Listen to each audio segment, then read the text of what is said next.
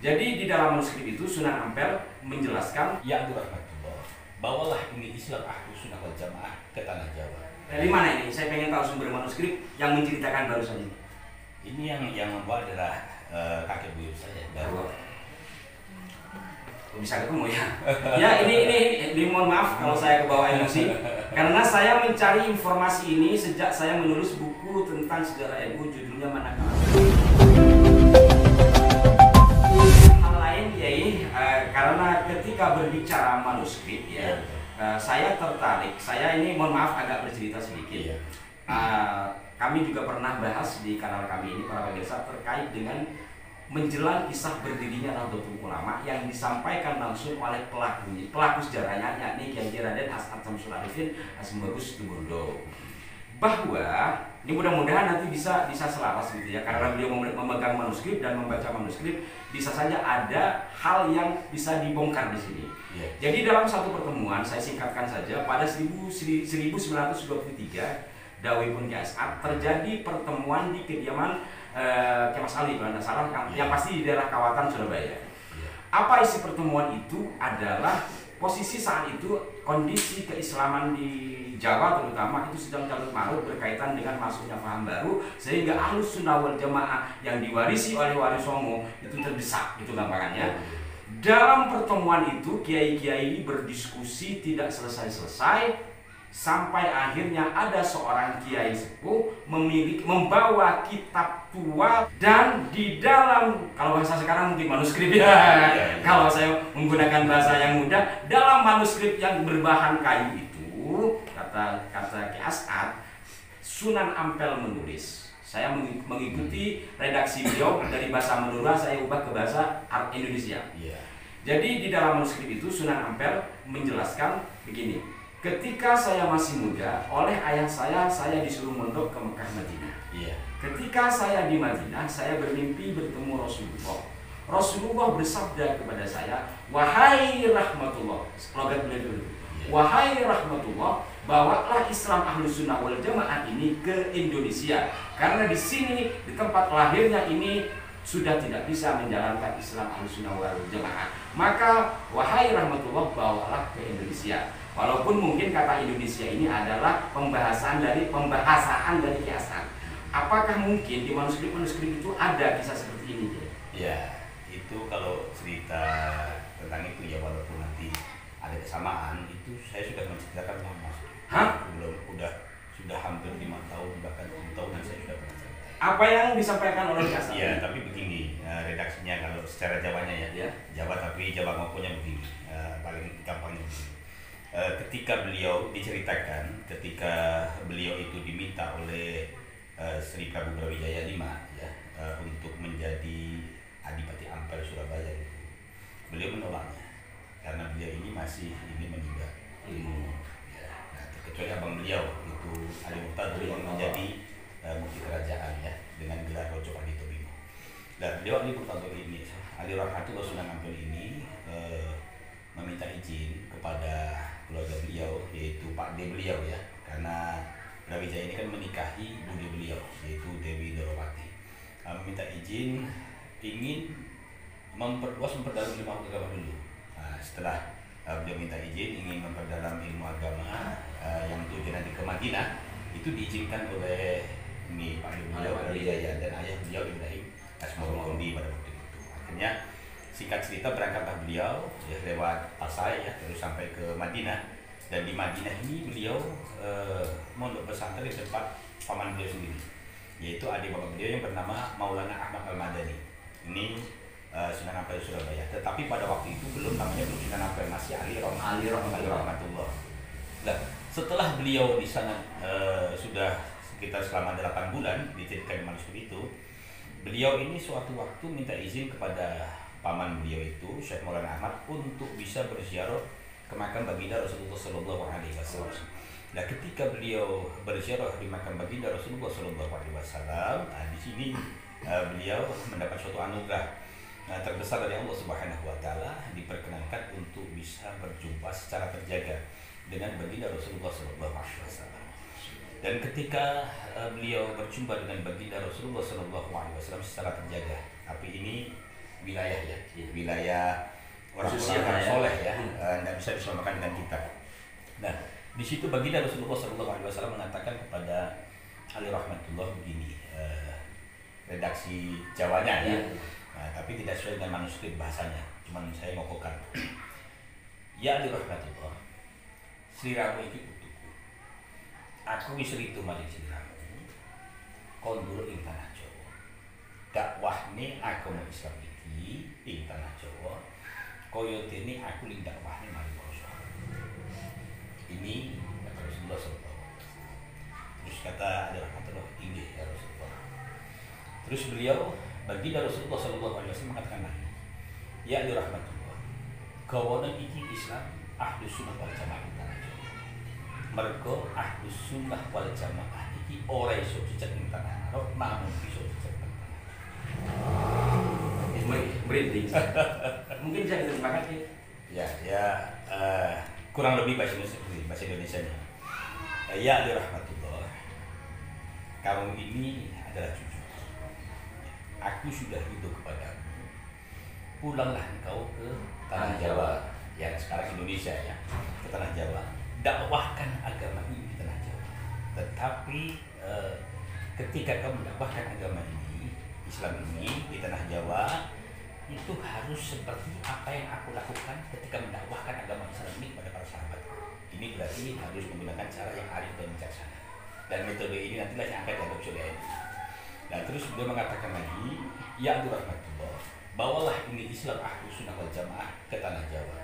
Karena Islam Ahlus Sunnah wal Jamaah ini tidak bisa berdiri tegak di tanah Arab, tetapi hanya bisa berdiri tegak di tanah Jawa. Itu kurang lebihnya seperti itu. Itu para pemirsa yang membuat saya tadi berdiri bulu Roma. Kenapa? Karena walaupun secara redaksional tidak persis, tetapi secara substansi sama persis. Artinya kalau tadi Kiai As'ad itu mengatakan bermimpi, ini kan bertemu langsung terjaga. Tapi substansinya adalah bahwa Ali rahmatullah atau kemudian dikenal dengan Sunan Ampel ini diperintah oleh Kanjeng Nabi untuk mendakwahkan Islam Ahlus Sunnah wal Jamaah ke tanah Jawa, kurang lebih seperti itu, sebagaimana Kanjeng Nabi dulu berdakwah. Nah, kalau tadi Kiai As'ad menyatakan bahasa istilahnya Indonesia, di teks manuskrip tertulis tanah Jawa. Yang memiliki manuskrip ini Kiai, dari mana ini? Saya pengen tahu sumber manuskrip yang menceritakan barusan ini. Ini yang membuat adalah kakek buyut saya dari para leluhur. Pada akhirnya ada di siapa manuskrip itu? Pada sekitar tahun 1900-an itu ada di siapa? Sama buyut saya Muhammad Isa. Kiai Muhammad Isa Mbah Buyut Kiai. Iya. Maka dari sini para pemirsa sekalian ya, kalau saya coba elaborasi ya secara kronologis gitu, terjadi pertemuan perdebatan para kiai untuk mendirikan sebuah jamiah, tapi akhirnya tidak selesai. Lalu ada seorang kiai sepuh atau kiai gitulah ya, yang membawa kitab tua bertulis dari kertas kayu yang tebal, isinya tadi kan sama apa yang disampaikan oleh Kiai As'ad dengan apa yang kiai baca di manuskrip. Maka sangat memungkinkan menurut hemat saya pada saat pertemuan 1923 itu adalah mbahnya kiai. Kemungkinan ya. Karena bisa jadi ya. Analisa saya gini, konsep koneksiologi kan gini. Pada masa itu kan tidak ada fotokopi dan manuskrip bisa saja hanya ada satu kan. Iya betul. Artinya yang ditulis pada abad 15 atau mungkin setelahnya yang dimiliki secara turun-temurun yang kemudian pada saat itu ada pada Mbah Kiai Muhammad Isa. Maka siapa lagi yang membawa ke pertemuan itu kalau bukan Mbah Kiai Muhammad Isa? Ini saya berbicara secara kronologis data ya. Silahkan diberikan masukan kalau memang ada pembanding yang lain. Tapi secara kronologis dan secara analisis data, saya malah meyakinkan. Tambah merinding lah ya.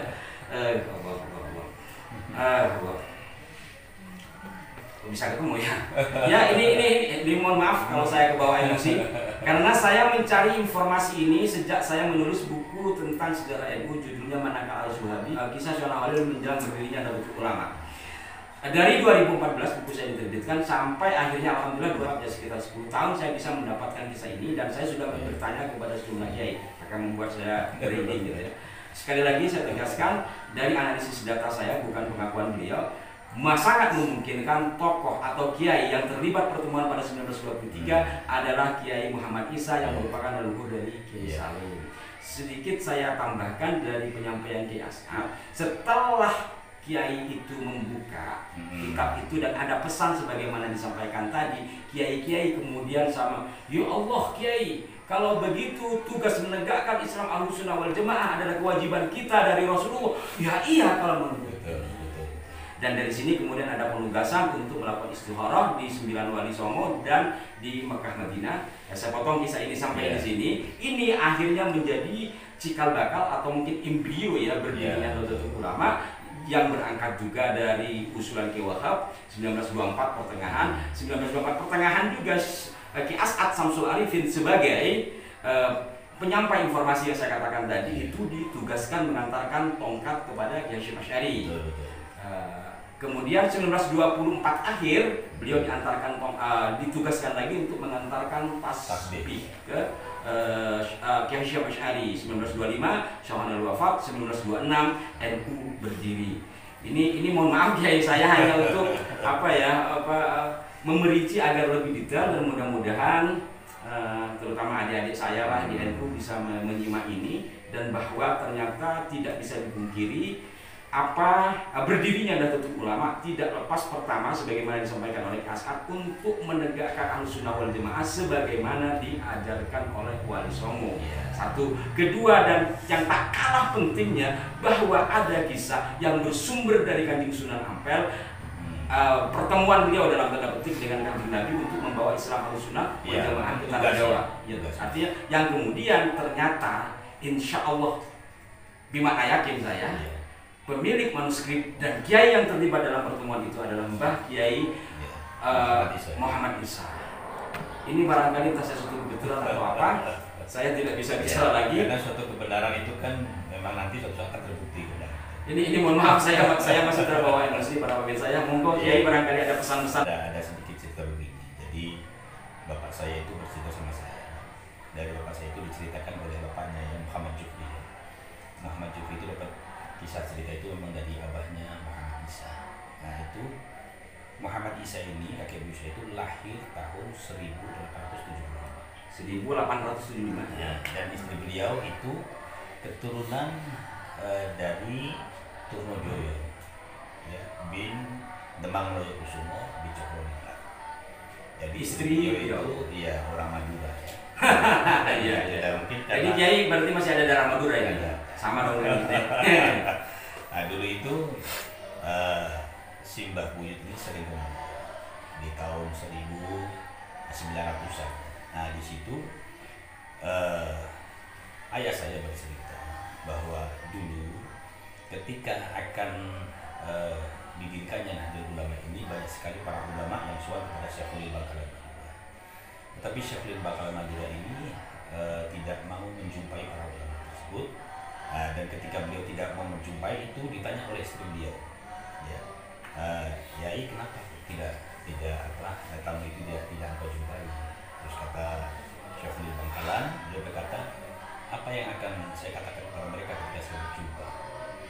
Ketika saya menjumpai mereka dan saya tidak mengatakan apapun, mereka akan kecewa. Mending saya tidak menjumpai mereka semua supaya jangan kecewa. Itu seperti itu. Nah ternyata ini beliau ini lagi menunggu isyarah datang dari Allah Subhanahu wa Ta'ala, mungkin bisa lewat baginda Rasulullah ataupun lewat para wali-wali Allah dalam isyarah seperti itu. Dan di situ ayah saya cerita lagi bahwa ternyata berdirinya Nahdlatul Ulama sekitar tahun 1926 ya. Itu 3 tahun sebelum itu beliau Syekh Khalil Bangkalan Madura dalam istikharahnya itu beliau itu secara terjaga di dalam istikharahnya berjumpa dengan baginda Rasulullah SAW dan dengan apa sudah setelah itu Sunan Ampel mengatakan kepada Syekh Khalil Bangkalan Madura, ya Kiai Khalil, saya Sunan Ampel dan ini adalah baginda Rasulullah meridhoi untuk terbentuknya suatu wadah di mana wadah itu telah berkumpul para ulama-ulama tradisional ya. Kita seperti itu ya. ketika beliau sudah mendapat izin dari itu dari Sunan Ampel Surabaya dan baginda Rasulullah Shallallahu Alaihi Wasallam, barulah beliau terus mengirimkan apa itu tongkat yang pertama tongkat kemudian tersebut sebagai restu terhadap potensi itu sebagai isyarah untuk meneruskan tonggak estafet perjuangan daripada para wali songo. Ini lagi-lagi sebenarnya memperkuat dari kisah pertama tadi karena yang menceritakan ini Mbah Kiai Muhammad Isa ya, yang disampaikan kepada putra beliau Kiai Muhammad Jufri yang kemudian sampai ke panjenengan, artinya mutawatir lah ya. Dan menilik dari kisah tadi ini kan ada kesamaan dengan apa yang disampaikan Ki As'ad sebelumnya di luar konteks. Ini kan beliau mengatakan dari 1920 terjadi pertemuan para ulama mendatangi Syonawali, tapi beliau menolak. Kemudian tamu malah kemudian menemui Kiai Muntaha gitu ya, mantu beliau. 1921 terjadi juga seperti itu, 60 ulama kalau tidak salah yang beliau mengatakan. Artinya ada korelasi dan kesamaan peristiwa dari cerita yang disampaikan oleh Kiai As'ad dengan kisah yang disampaikan oleh Kiai Muhammad Jufri dari Kiai Muhammad Isa ya, dari ayah beliau yang semasa dengan Syahna Holil lah ya. Nah, ini lagi-lagi memperkuat kisah yang pertama tadi itu. Jadi kalau kita lihat ini Muhammad Isa ini dia bisa mengetahui perihal tersebut, paling tidak kan berarti ada komunikasi dengan bakalannya. Artinya tidak mungkin beliau mendengar, nggak ada handphone dulu Kiai. Iya, ada. Otomatis antara Kiai Haji Muhammad Isa dengan Syahana Holil Bangkalani ini merupakan satu kiai dua orang tokoh yang sering bertemu gitu, sehingga beliau mendapat kisah itu langsung ya. Dan disampaikan kepada putra beliau hingga turun-temurun sampai sekarang. Karena memang dulu itu Mbah Buyut Muhammad Isa itu sering pemadu kan. Oh iya. Saya sangat yakin bahwa kiai yang dimaksud oleh Kiai As'ad yang membawa kitab tua berisi pesan Sunan Ampel dari Kanjeng Nabi Muhammad itu adalah Kiai Muhammad Isa yang merupakan terah dari Sunan Derajat, yang ke atasnya tetap juga ke Mbah Ampel. Mbah Ampel Surabaya. Memang Datuk Dewan di Ampel Surabaya. Baik Kiai, terima kasih banyak. Mudah-mudahan pada saatnya nanti kita bisa Kiai berkenan untuk kita ajak ngobrol lagi. Dan para pemirsa, ada banyak hal yang insya Allah bermanfaat untuk Anda simak secara mendalam, terutama dalam konteks ini kisah berdirinya NU, perjuangan NU tidak lepas dari embrio para ulama yang tersambung ke Wali Songo, kata ke Rasulullah kalau melihat dari sana. Maka dari ini benar apa yang dikatakan oleh orang tua-tua, NU itu organisasi keramat. Saya pernah diceritakan oleh Kiai Sepuh ponakan Syahana Holil itu Fadli Bajuri macam-macam ya bersama Lula beliau kayak jangan macam-macam terhadap NU. Selain ada konteks ijabah dan kohar, Kiai Fadli Bajuri yang hidup pada masa itu mengatakan semua pendiri Nahdlatul Ulama itu adalah waliullah. Beliau mengatakan begitu kepada kami ketika beliau masih hidup dalam usia 106 tahun.